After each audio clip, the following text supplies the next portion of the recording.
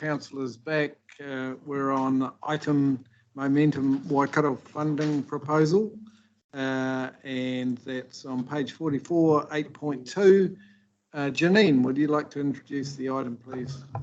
Thank you, Mr. Chair, and I guess just to introduce the Momentum Waikato team here as well. I think Kelvin is probably well known to people around the table. I'm not sure whether you've had the opportunity previously to meet Steve Gow, but they will speak to the report that has been included in the agenda.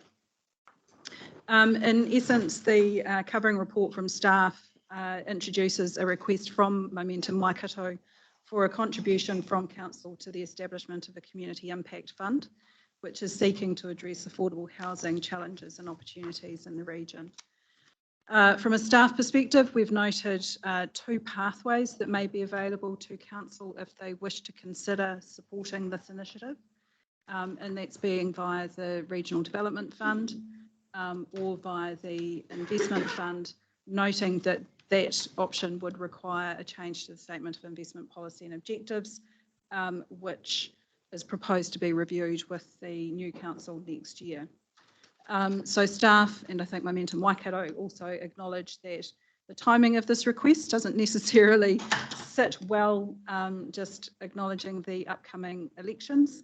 However, thought that it was of value to take some time to introduce the proposal to you and to get feedback around any future pathway that Council may want to entertain. Janine, can you clarify something for me and for councillors? The staff recommendation is basically just receiving the report. I want to get clarity as to whether the view of council is being sought as to whether they back this or not, or is it simply to receive the report? So Momentum may want to speak to that. I think acknowledging a decision-making process that would be required from here, depending on pathway, which I think is where the team just want to be able to work with staff to determine what that may look like, depending on whether it's Regional Development Fund or something else. I understand that, but we have pathways which you're well familiar with in terms of SIPOs and everything else. So from a staff point of view, what might be the part two of the recommendation, if that was council's view, as to giving any effect to what might be discussed today in terms of, you know, the structures within council, the next steps and so on and so forth. Can you elaborate on that? Yeah, so I think it would just be a recommendation from council for staff to continue engagement with Momentum Waikato around those future pathways. Yeah, you can do the rest of the presentation and then I'll point of order. Councillors. Point of order, Chair. Point of order first, yes. You asked a question, yes. The first question wasn't answered. The first question is, if I put words in your mouth, there's a failure of governance going on here because we've got a dog and we're expected to bark. I think we have a right to expect our executive to give us a very clear recommendation here because we're having to second guess them. I didn't hear you say, this is what I recommend the council to do. And that's our job. We are not executives, we are governors. We delegate our executive under the Companies Act, for example, and under LGA to the chief executive. So we have a right to expect a really robust recommendation. So to answer the councillor's question, can I invite the CEO to make a comment around how, if this council was a view to progress this, how would that recommendation that's from the staff be couched now other than just receiving a report? Thank you. I think it would be around a direction to staff to develop a framework that would enable this type of impact assessment to be assessed appropriately so it can be progressed further. I think that it's a good question you've asked. I think that we need to get the initial feedback from council about whether it's anything that you would be interested in entertaining before we'd want to even suggest of making a recommendation to council. So with that, I will take it that the councillors have read the report, and I'd like to a point of this, where any questions of our panel here, either our staff or Momentum, as to whether you want any points of clarification or any understanding. Is there anything that you are not clear on and anything that you need more clarity about? Councillors? Any comments? So it seems that, I'll just look at Andrew. You've got a comment? Yes. I really didn't want to speak first. I've interpreted the silence from my colleagues that the paper's perfectly well written and everything's crystal clear.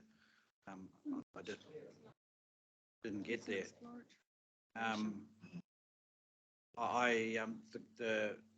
This paper is silent on the reason we exist as councils and some of our obligations. There's no language in here like vibrant communities. I just think the paper should be more assertive on behalf of the executive. I understand the risks around the SIPO, but you know, SIPOs can be changed. I just think that the executive could have done a tidier job on this. I would stress to my colleagues around the fact that this is an affordable. The paper is silent on philanthropic and, for example, iwi funding partners, depending on where we are in the rohi. So I'd like a comment on where philanthropy and the iwi sit. In terms of the LP, and I'm a big fan of LPs, this council doesn't have the tax issues that would allow us to optimise the performance of the LP, would be the way I've interpreted it. So if you could talk to us a little bit more about the reason you've gone for LPs. The paper is also silent on the roles of banks and security. I don't understand how we would securitise the instrument that we would enter into this with you. I do think that you're effectively offering as a 3% coupon. You're offering as a deal that's backed by the government. Kāinga Ora are going to be donkey deep in this.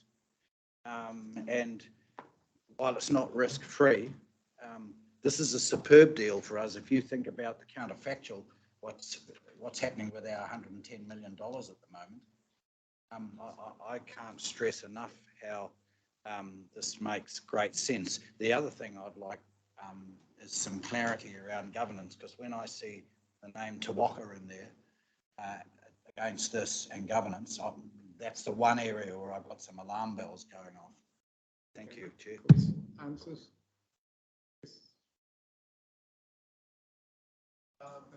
Can you reset? Yeah, that's it. Excellent. Kia ora koutou katoa, ngā mihi ki koutou. Mr. Chairman and councillors, opportunity to speak to you. Brief presentation. Those questions. Do so. Yeah, look, our look from the outset, the clarity is today what we would like from you is the approval to then work with our staff and other partners to actually bring this to life over time. So you don't have to make a decision that you're going to do it today, although that'd be fantastic, but conceptually there's work to be done. We're presenting the model to you to get that buy-in.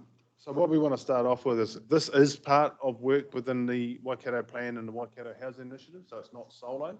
So at the level of Lale and Nick Green, who report to the Waikato Plan team, they're working on the policy work around more intensification and inclusive policies. They're working with central government on more central government funding coming here.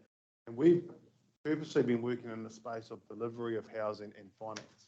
And we're particularly looking at the affordability angle. So the WHI have been quite clear every time they've presented that across the spectrum of housing, you've got the market, and you've got social housing, In the middle is the affordability. The affordability is the biggest opportunity in terms of some 8,000 homes that are missing around this region. And affordability is a deliberate initiative required where land is part of the deal, where people take discount across professional services, service delivery, finance, and that is the missing hole at the moment, building delivery and a takeout through Kāinga Order, Salvation Army, Wise Group, Habitat for Humanity.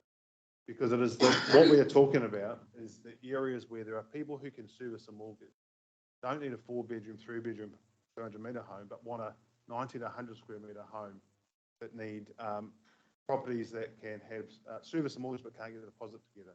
So they need all the pastoral care around it as well. We're actually talking about the working poor, which is a terrible term, but that's what we've got. And the reason Te Waka have supported the project is because housing is an enabler to them growing the economy. And if we look in the region, South Waikato have been really successful in getting economic activity into their region, but there's no housing for their staff. People are literally employed in South Waikato, but driving from Hamilton, Rotorua. So it is trying to fill that market failure in terms of smaller typology, different types of forms of partnership, concessionary rates of return, concessionary rates of finance. It's the concessionary rates of finance that we've found through the models we've put together. And we have got partners, and what we're asking for in terms of the 10 million, whether it comes out of the SIFO, whether it comes out of your investment fund, whether it comes out of the regional development fund or a mixture, we have got another partner that's prepared to come on board, working through the same issues around SIFO, talk to a number of other philanthropy groups in iwi, and we believe we can raise from the 10 that you might cornerstone invest to a further 30. We're working with partners, and then at the market banking level, we can leverage that 30 to about 50 million. And that would all be directed to a pipeline of homes and housing development, which is for typology, workforce development, takeouts that enable that coupon of 3. So Steve's been working on a series of models, and the model really comes into the effect where it's land as part of the deal. So that's where iwi, councils, religious groups, trusts, land holding, even farmers and developers who are prepared to provide land at a discounted rate. Professional service providers at a discounted rate, legal discounted rate. And everything we've done today has been pro bono by Tompkins, Wake or KPMG to get us to this point, structures, models. So we had a model set up in Putaruru, and we had it all ready to go. It was a $13 million deal, 19 homes, small footprint homes, 13 million all up. We had the takeout through Kāinga Order, Salvation Army. We had the developers providing a discount of some 25,000 per section. The reason we couldn't make it work is because of finance. Go to the finance options, they added $50,000 per home, and they want, and for the community finance or Brightline finance after social housing, they're adding a 1% administration fee on top of that. So your affordable outcome in Putaruru suddenly went from 600,000 to something like 690. Now that's not affordable in any market, and it's certainly not affordable in Putaruru. So where we could get the land, and we've got a number of projects lined up across Putaruru, South Waikato. We've got opportunity here in Hamilton. The other reason this fund is required is because this other social investment market, they buy social housing, which is a fixed product where they have government-backed income of 7% return backed by government. Now that model also has a return to investors of some 5 to 7%, and it also has a floor of investment. So they won't invest below $10 million. This means all of regional where you're only doing development in Tikawiri, Tokoroa, Haumaranui, those areas that might only be doing developments of say 8 or 9 houses, won't get the investment levels. It's only a $10 million project all up. They also won't invest in anything below $15 million because they don't want to take any more than. So perfect for social housing, doesn't work for affordable housing. And even when I was at council doing this work in Hamilton City, we keep saying, unless we have a deliberate, intentional, affordable housing project as finance, land, and discounts across the whole provision and whole service chain, supply chain, won't get affordability. That's what we're putting forward. And we've heard, I think probably all of you at some point, talk about the need to do something in this space, and you have through your policy settings, and you are through what you're doing, the regulatory provider. And the reason Momentum Waikato is perfectly set up to do this is we're taking all the overhead out. So each of those finance companies are providing that 1% overhead. We already do that. The investment level from Waikato Well Energy Trust to us provides that overhead. We're not here to make the money. And the structures, to get to your point, Andrew, Councillor Andrew, is that we're looking at a limited liability partnership with a general partner, and the appointment process would be determined much like we've done, but it would be done with the funding partners. So we would want to ensure that any appointment process based on skill sets to sit on that general partnership board would be the right skill sets to then drive. Each project would have its own special purpose vehicle to limit the liability around each project. So in that way, that's how we can guarantee the 3%, because it's tied as a coupon on an annual basis. And the idea is, say, over a 5-year period, we would recycle that 3% for each project. And we've worked out on rough numbers, and again, that's why we want to work with the staff who've been fantastic to date, and I'm sure ongoing, have actually provided the opportunity to understand how that works and what the requirements around the funding. So in short, 10 million from yourselves as cornerstone, another 10 million from another philanthropic funder we can't publicly announce, and then another 10 million from a variety of funders, including ourselves, 30 million, which we believe could be leveraged. That's around 3 to 4 projects working contemporaneously in any 1 year.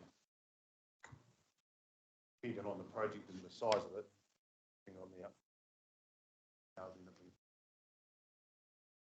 Thanks, Kelvin. We'll go to some questions. Councillor Teague. Yes, thanks. I'm really intrigued by this idea. I suppose one of the things I'd like to know more about, and maybe if the staff are asked to come back in the new year, is around sort of how you prioritise where these things happen, and what things like, is it deprivation index, or really strong shortage of rental and other accommodations, so that shows there's a real need for those sort of things. And it may well be that South Waikato, you've mentioned, fits that bill. And here I'm going to be entirely parochial and say there is an extreme housing shortage in Thames, and the district council over there is in the course of developing a spatial plan in the area south of town. And one of the reasons for that is there's a real chance that the current issues there will be exacerbated because of managed retreat. And that's acknowledged by that council. And that's sort of, a development from the ground up. So in terms of the ability to, start from scratch and have the land available, maybe you can persuade some people to meet your criteria. So, yeah, I'd like to see some more detail around how you assess those sort of things. Yeah. Thanks. Can I just respond to that? Thank you very much. Just around where the focus has been, as Kelvin said at the very beginning, we're closely aligned to the Waikato Housing Initiative. So they recently did a regional stock take of housing availability and where the shortfalls are. And some of the greatest shortfalls are in South Waikato. So that's the reason why we had that initial focus there, because doing, for example, sort of 20 odd houses in Putaruru or Tokoroa, goes a long way to fulfilling that shortfall. It'll be half or a third of the houses in that specific location. We also have a very strong relationship with South Waikato District Council, and they've been incredibly helpful in identifying pockets of land, making that land available, and even looking at reducing development contributions to enable that affordability to take place. So I think a key part of any initiative around the whole region is a strong relationship with those local councils where they do have land and can make that affordability a lot easier. Thanks for that. Councillor Nicol. Yep, thank you for bringing the paper. I like the sound of a lot in there. And obviously I'm thinking also on behalf of Hamilton about the situation we have in Ulster Street. And I've never thought before about, it's been hard to come up with how the regional council can help with that. Yep. So thank you for bringing the paper. Happy to hear that you're obviously working with the other housing parties in the Waikato, because obviously we always talk about not duplicating, and I know you're a big champion of that, Kelvin. So that's really cool. It made me think of, I know it's a very different model, but what I was reading about a few months ago about Simplicity Living, who were also trying to sort out the affordable side. And I was just hoping that from what I had heard there, they had identified a few points of where it could be made more affordable, hence they're building that into their model. Wherever you can obviously apply that here as well, around the level of trust between the various parties in the process, so that you don't have to build in massive margins and that kind of thing. And the last point I wanted to say was, if when you do bring it back further, obviously it would be really cool to see a huge piece on how this is going to be considering the climate side of things, around making sure it's built in places that don't need retreat eventually, how it's being built in a way that it's not only affordable to buy, but also affordable to live in from an energy efficiency point of view and everything else like that. Because we have plenty of poorly built houses. So yeah, just being part of that solution will be really helpful for me to hear. Thank you. Any comment? Quick comment? No, I mean, clearly, when we're working with Tokoroa, the requirements are a 6-star standard anyway in terms of environment. And one of the things that we identified early on, which is why we actually employed Steve, was when we used to go to the housing initiative, there were 60 groups sitting around those tables. So of those groups, there's probably 30 who had a project in some form. Some of it was just an idea, some of them had land, some of them had some space, some of them had remodeled opportunity. What they didn't have was finance and capability, because there's lots of community availability. So Steve has the capability to actually pull, just like my role with pulling the project for the theatre together, Steve does that with each housing project we can find. And whilst the reason we're in South Waikato is simply because that has been the starting point in Pūtauru, because there was opportunity there. But we now know that if this fund was available, we know there's opportunity and need, great need, in places like Hauraki. In fact, we've just employed a part-time role in Momentum based out of Whangamata to start growing a sub-regional fund and do some of this work in that area. And we think there's great opportunity to do a similar thing in, say, Matamata Piako for that area, or King Country as well.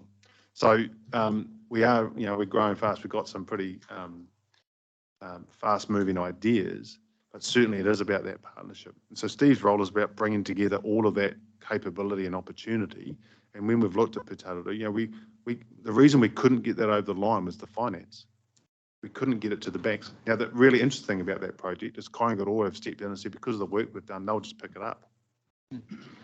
So they haven't got that capacity to get to the regions. Russ.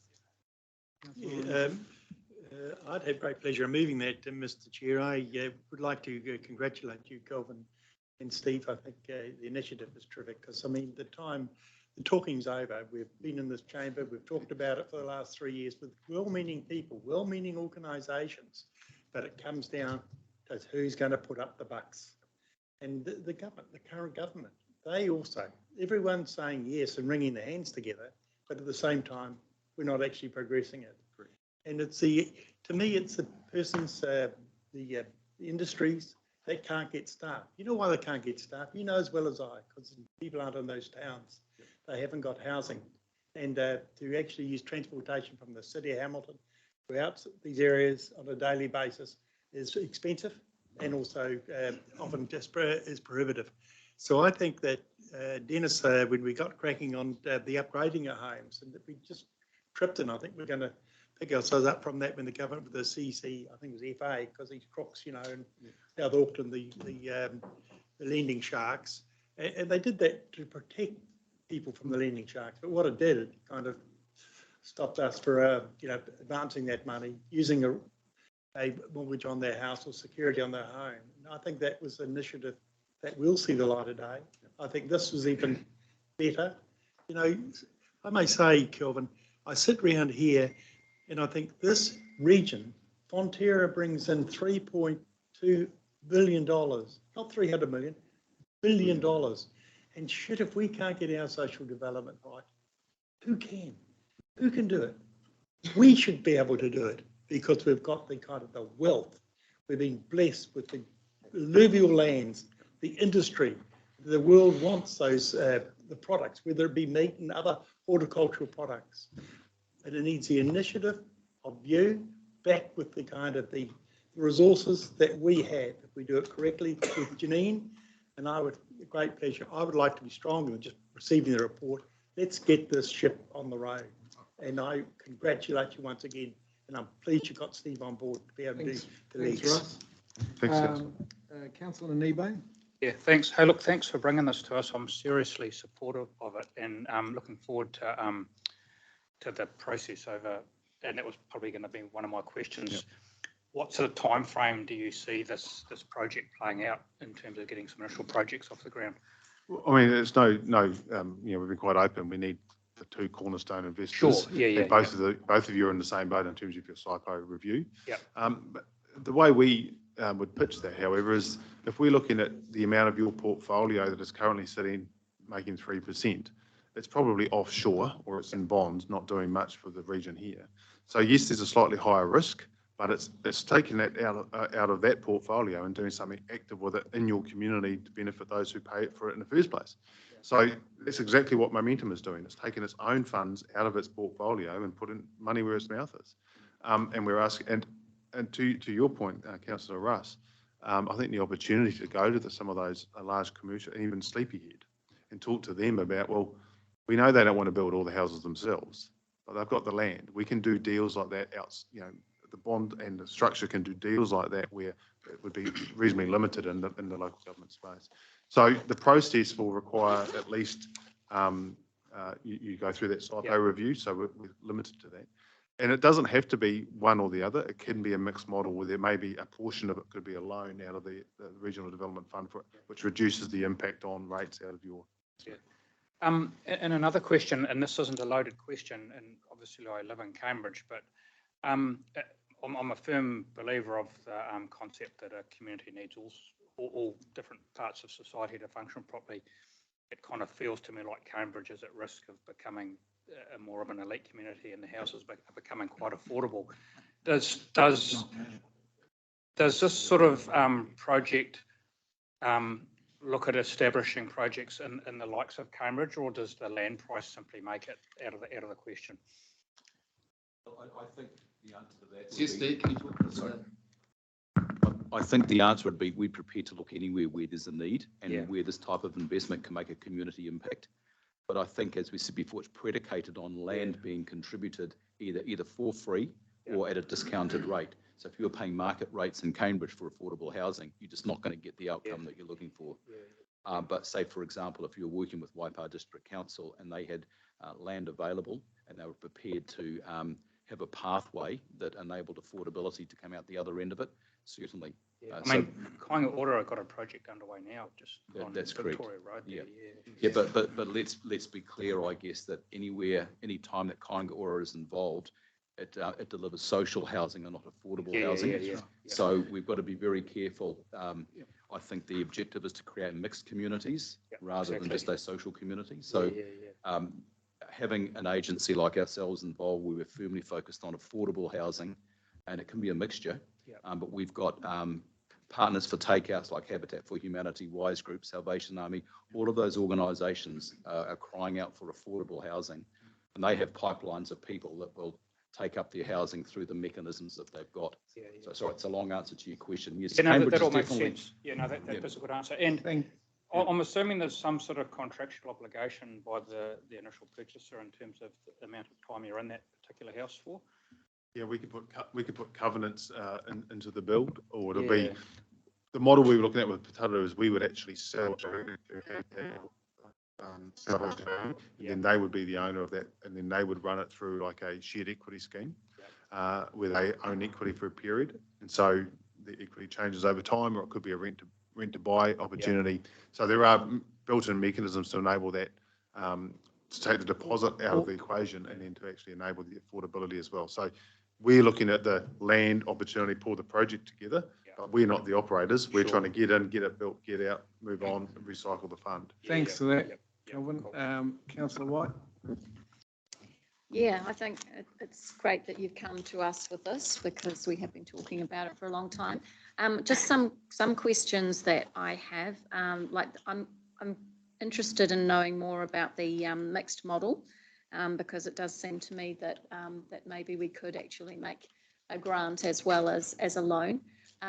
Just wanted to make sure that, like, our regional development fund does say that it needs to be sort of spread across all territorial authorities. And I'm just conscious of the fact, for instance, in my area, Topol, there's a real lack of rental housing. Some people have to wait for more than a year to actually find a rental accommodation. So everyone tends to think it's a wealthy area, but actually there are a lot of people who aren't wealthy there. But I'm glad that you've got a focus on South Waikato and Whatareru. I think there's a real need there. And I think it's good that you're talking about helping people with smaller homes and just helping those to get a deposit together. Just wanted to ask a couple of questions. So one, would you be looking at doing this across the whole of the region in terms of a longer term project, or are you just really looking at individual areas at the moment? And also, would everyone be eligible if they have limited income? So you're not focusing specifically on any particular group. Just wanted to check that. Because I know that Habitat housing, that sometimes they have criteria which are different. So I'd just like to understand what the criteria might be and whether everybody would be able to access that. Yeah, sure. So the first question sorry, what was the first question? So yeah, I probably said it. I wrote it down. Okay. So it was the regional, across the whole region. I wrote it down and can't read mine writing. So at the moment, we've taken the opportunity with the lands available. But really interesting, even in Councillor Teague's, we've got a philanthropist who we've been introduced to, who's prepared to give us 12 acres of land in one of the just on the outskirts of the townships. Now, whether that's developable or not, but what we are finding is the more we talk to people about the opportunity and the establishment of this fund, the more opportunities pop up. And that's because there are people, whether they are charitable organisations or indeed landowners currently, who want to do something, but they don't know who to go to, don't want to deal with, to be honest, don't want to deal with Kāinga Ora and don't want to deal with, but they're happy to deal with us. I think that's because of the growth of our funds and the theatre and the Houchins Road and all the things that we've been achieved in the last 4 or 5 years. So we would look across where the opportunity makes sense for us to be, and it really starts with that land availability. So part of when we get the fund set up would be the marketing of the availability of that fund. And given the number of groups that used to turn up to the Waikato Housing Initiative, I don't think there's a shortage of projects. Whether they're viable or not, we'll have to work, that's what Steve's here for, but we'll work that through.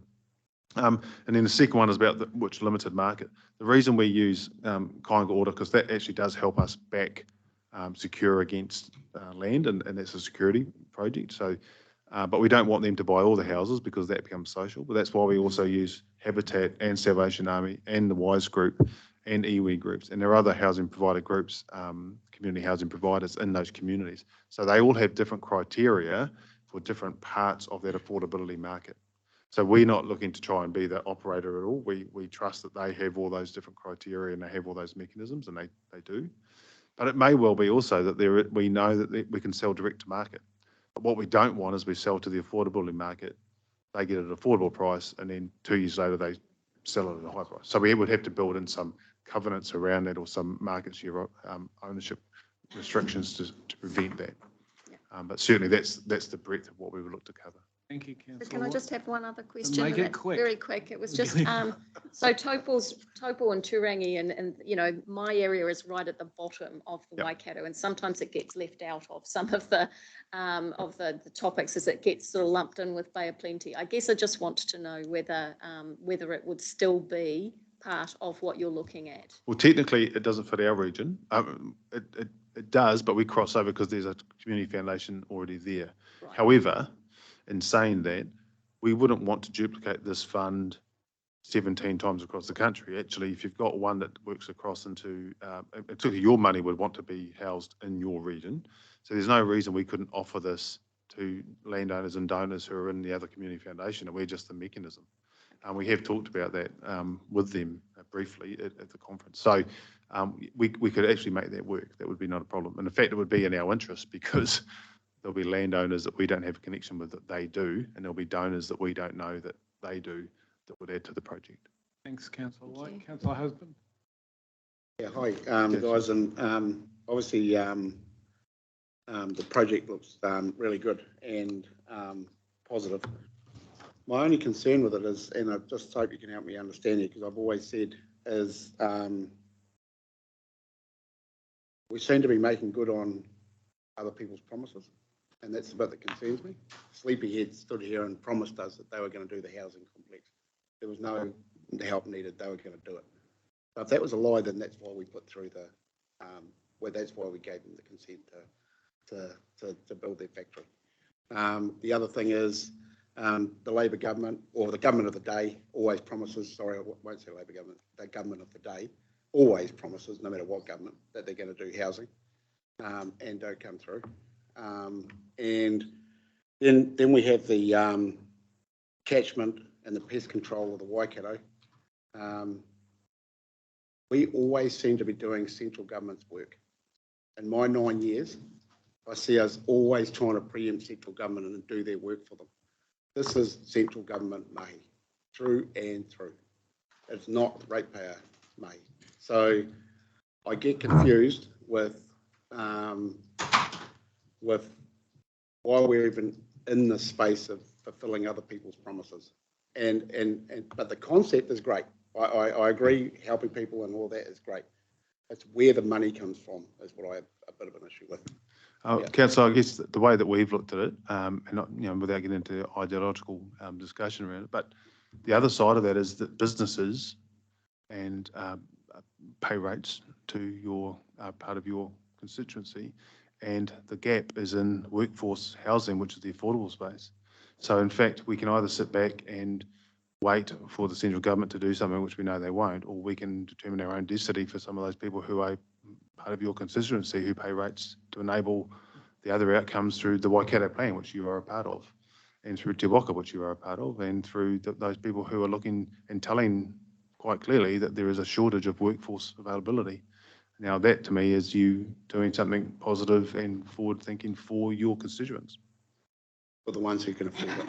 Well, because there's many out there who can't even. That's the problem, Stu. That's Yeah. the point that we're making, is that people can't afford it, and what we're trying to do is provide an avenue for people of your own region who will benefit and then pay rates to you, because they will then be homeowners who are currently in social housing, because your investment will enable that to occur. Thank you, Councillor Husband. Councillor Burko. When the power companies were privatised and the wonderful formula enabled all the territorial authorities to be given shares in the power companies, which they then sold and formed their investment. Manawatu Piaka got $10.5 million, and we left it in Power New Zealand shares at that stage, and it grew to $24.4 million very quickly as everybody tried to buy the shares. We then sold the shares for 24.4, and we tried to invest it overseas or wherever we were going to invest it. And it was a millstone around our neck. And I was talking to Neil Sinclair, the Mayor of South Waikato, and I said, Neil, how are you getting on with this? Everybody's got a view on what the money should be for, who should spend it, where you should invest it, and what you should do with it. What are you going to do? And he said, Hugh, I'm going to give all our money away. And I said, sorry, I didn't hear that right. He said, I'm going to give it away. Politicians are the worst people to manage on behalf of the community. They've all got their parochial little interest. Thames Coromandel's got a reason. Taupo's got a reason. And there's all these political reasons as to why it should look in our area. He said, Hugh, I'm going to give it away, or the total fund. And I said, you're mad. He said, watch me, I'll do it. He went to consultation, he went for a meeting, and he gave all their power shares, the money from it, away. He gave it to a trust, and he set the trust up, and the details of the trust, the South Waikato Investment Trust, is that no politician can come within a bull's roar of the trust. It is not political, it is being managed professionally, and it is doing a hell of a great job for South Waikato. I totally admire Neil Sinclair. He had the guts to do it. I didn't have the guts. I just said, I'm going to give $24.4 million away. I thought, gee, I'll give a head cut off. He did it. So, yeah. So if we can take it away from the politicians, put the money that it will do some good, and let the people that understand professionally to do it, I totally support it. Thank you. If you're going to leave your politicians with their fingers in it, I don't. Thank you. Councillor Hodge. Councillor Hodge. Kia ora kōrua. So, Conclusion 26, Momentum Waikato are seeking to establish a community impact fund that will take a targeted approach, blah, blah, blah. I think that's a great concept. I think good luck to you. And don't forget there's a whole lot of other entities within the Waikato Regional Council, Waikato region, that is doing a whole lot of stuff around housing. So you really do need, I think, to jump on board there. What I'm not sure of, and I'm going to say this up front, is an initial contribution of $10 million is being sought by Waikato Regional Council. At the moment and going forward, we don't know who the councils are going to be going forward. It's only myself at the moment and Tipper. I'm not a big fan of looking at giving $10 million to a startup, a fund of some sort.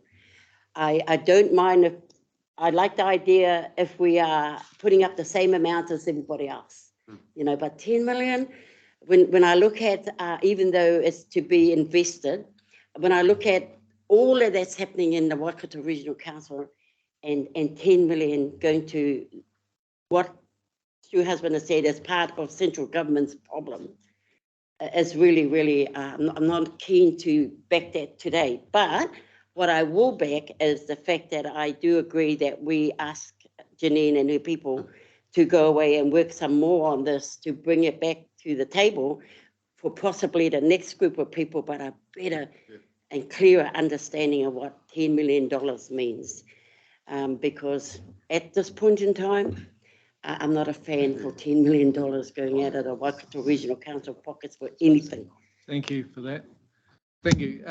My comments are as follows. First of all, this council will continue to have a regional development fund and allocate money with that fund. What I'm conscious of is there is one of the bullet points in here says this: ensure that this fund has the flexibility to review a range of prospective regional projects and provide financial support where they meet the criteria established by the governance group. Now, you could actually read theatre in there. So you could get the council approving an amount of money and then the governance board applying a certain amount of money. So all I'm saying is I'm actually in support of the concept, but I think when you have public funds and you have a separate entity deciding quite independently where they're going to apply that funds, because everybody's for the housing here, I hear it 100%. Whether it is the council would be supporting, because it's actually put some rules around at SIPO about what it would support and what it doesn't support. You've actually got a group here potentially who can decide wherever they want to spend public funds. So all I say is let's have an action point for staff to define how and what are the extent of the terms of reference that it can apply, that it should be compliant with, say, regional council broad parameters and that sort of thing. So that's one thing I put down as an action point. The second one is this: interest rates are moving and they will continue to move. I couldn't see anything in here about that 3% review time. In 4 or 5 years' time, does that coupon get a different rate, or is it stuck at 3% for 10 years, 15 years, 20 years? I just want to understand what's happening around that 3%. So those are my two things. I don't want to necessarily get all the answers right here, but I'm saying there's some work-ons that staff can take away. You know, I don't want to get in a big debate because we've got plenty to do yet. So I just raised those. So those are just my takeaways. But in general, I think the council is of a mind to receive the report, and if we put up on the board, there's an additional item there. If you just read that out, Dave, just so everybody understands it. The additional item that we've added is that council directs staff to further investigate a proposal pathway to contribute to a community impact fund and report back to council in the new triennium. So, do I have a mover for that? Can we speak to that? Yes, you can speak to that because there's a new one up. So Okay. happy, but keep it brief. Yeah. I'm happy to move that, although I would like to, We've already heard. You're seconding it. We're going to take it as one if the mover and the seconder agrees. That's Remington. well, I'm happy to second it. Yes. The point I'd like to make is these guys have already told us it's their lack of finance that's allowed a really superb deal to slip through their fingers. So we can ask for more and more information till the cows come in. Guarantee you, we will make the decision. And I'm thinking, looking ahead, it's going to be positive. Kataraina, can I just ask, are you saying that you would rather leave this money where it is, losing money at the moment, than take a 3% coupon? Because currently, that money's losing us money. I don't think we should have debate across the table. We're at the point of, we've got a mover and a seconder on this matter, and I've allowed the seconder to make a further comment. I think it's at the point where we can say we want the staff to review this. I think there's a consensus that there should be some more work, and it's going to come back to the next council. It's not coming back to this one, it's coming to the next one. And so we've got to move in Russ Remington for that one as well. If you're happy with that, it has to be quick, Stu. It's going to be very quick. I'd like to see something along the lines that this council endorses in principle the proposal by Momentum. In addition, just a message to the next council. You know, I think it would be quite useful because I think we do. Are you happy with that? So the mover and the seconder, the concept is one that the council endorses as a concept. So I think that's as far as you can go with that. Yeah, that's fine. I'm happy with that. I just want to send a message to the next council that it's worth looking into, you know. As a concept. Effort, yes, and that staff review those. Are you happy with that, CFO, with where council, is there any fish hooks that we need to be aware of? Well, it is just a concept. Well, it's directly to the paper. It's to the paper. I think we need to take a break and wordsmith. No, well, and take about an hour or two. Yeah. You see, there's a comment there. I'm ruling there's enough discussion. We now know what this motion means, and so do the staff. So I'd like to put that, all those. I prefer support, not endorse. Okay, is an amendment there for support? You happy with that? Mover and the seconder, support? All right, support. All those in favour, please say aye. Aye. All those against? Carried. Well done. Well done. Thank you. We will now go to, on page 55, the warm homes air, clean air. And Janine's going to stay at the table.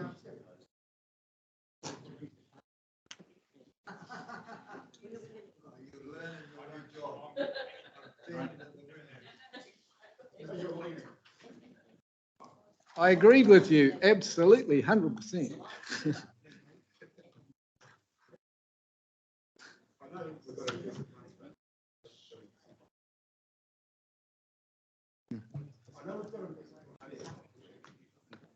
So we'll now move on to the next item, the last item in the open section before we move to closed.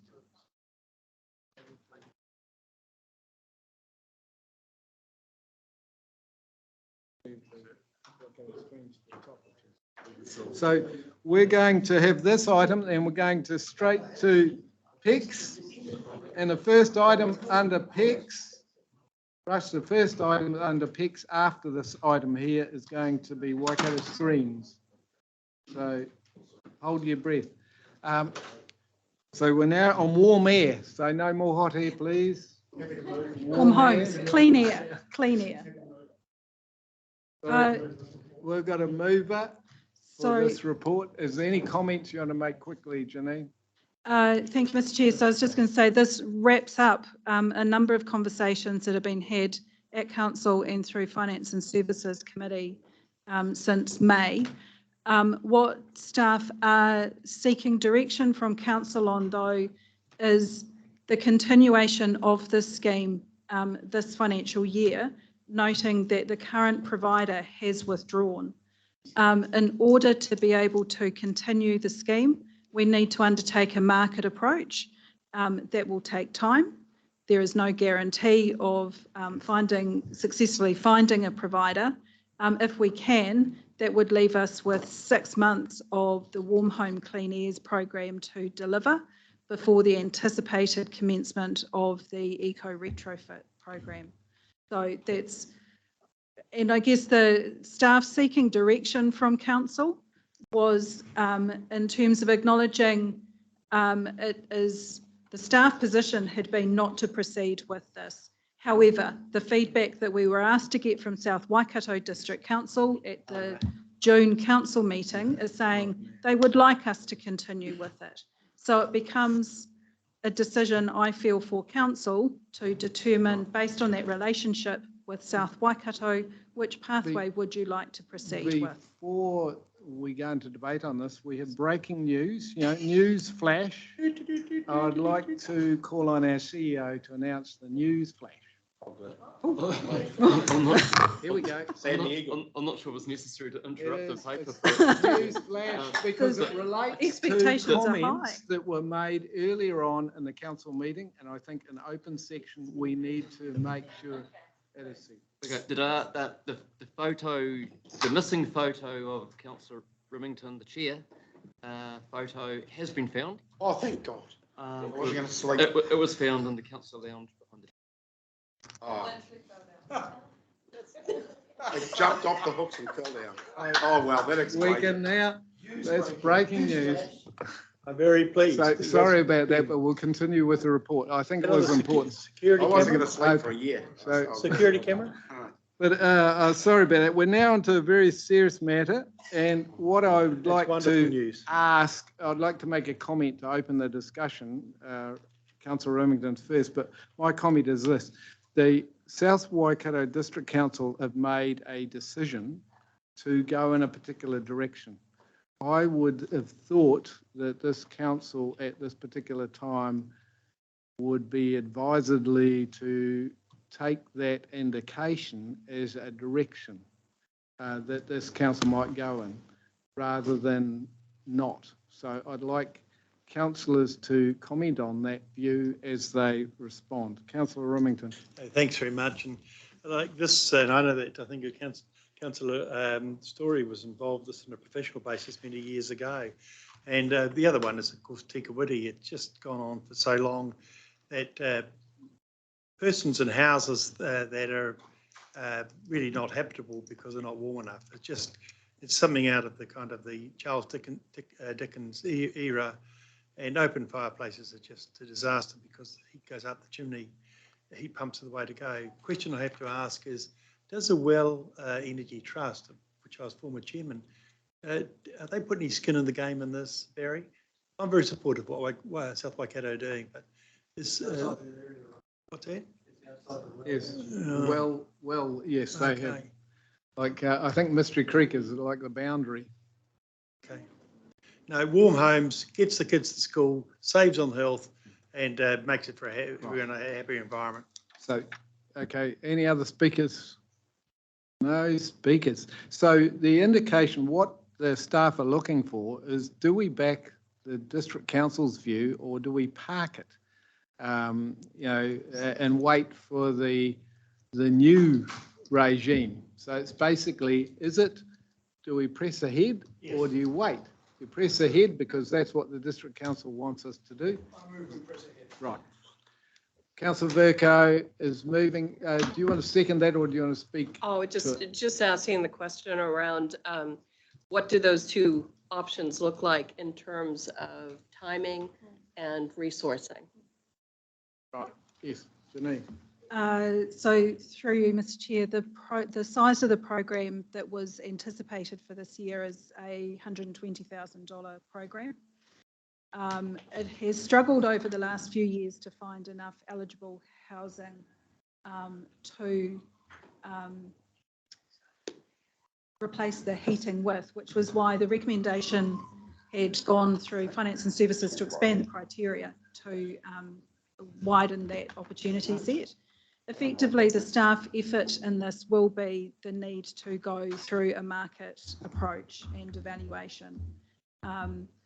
They have indicated that is 3 to 4 months of just elapsed time to do that, which would mean we would, assuming that was successful, we would be able to have a program in place for an expected 6 months. Terrific. So next calendar year. Thank you. Jean, quick. It's essentially answered my question, but I did wonder whether there was any update on the resolutions for the Eco Retrofit Fund with the Triple CFA. Anything new? Karen would be the one to answer on that. Yes or no?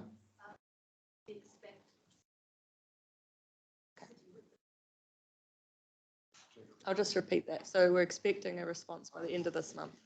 Okay, from the Minister. So that's good to hear. And I guess one last question would be, going through this process, identifying these, would that provide any benefit to when the Eco Retrofit starts, that we have already gotten to know some more people? It's okay if not, I'm just wondering. Yeah, I'm not 100% sure about that, whether we're targeting the same groups of property owners. I think there's slightly different markets that we're approaching through these schemes. But that would just be my initial. I meant more with the vendors that we're getting to know. Vendors? Yeah, that's right. We have a single provider that effectively does these heating implementations or changes at the moment. So. Thank you. I appreciate that. Thank you. So with that, Councillor Vercoe's moved that we go out with the current scheme, and we have. How do you mean Councillor Vercoe moved it? Councillor Husband moved it. Oh, we've got Vercoe up on the board. He got them before you. Councillor Husband second. It had Husband first, and it's been changed. Oh, is it? Dun dun dun dun. Right. Well. Here's the man. Just put me as second. I just go by what my right arm here is saying. Councillor Husband, seconded. No arguing. All those in favour, please say aye. Aye. Those against, carried. Thank you. Thank you. Now we've completed our public items, so we're going to go into public excluded, and the reasons for that are on the screen, but it's basically all to do with commercial positions and protecting the private information of persons and not to disadvantage any situation. So it's up there. We're now moving into public excluded. I'll move, seconded by Councillor McPherson. All those in favour, we're going to public excluded. Say aye. Aye. Those against, carried. Now, the first item, we're just going to give enough time for our staff to change over.